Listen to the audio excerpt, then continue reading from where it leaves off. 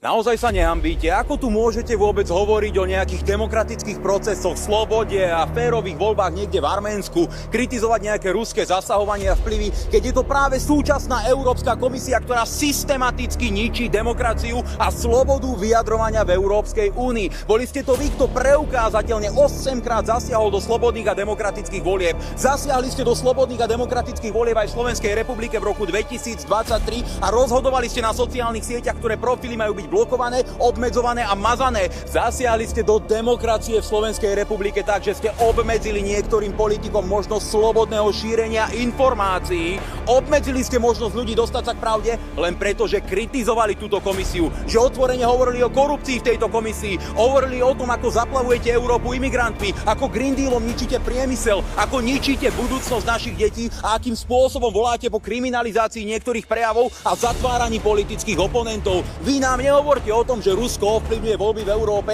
keď je to Európska komisia, ktorá je hlavným vinníkom ničenia demokracie. Ste to vy, kto je nepriateľom slobody a nepriateľom demokracie a vy ste prioritný problém, ktorý potrebujeme vyriešiť.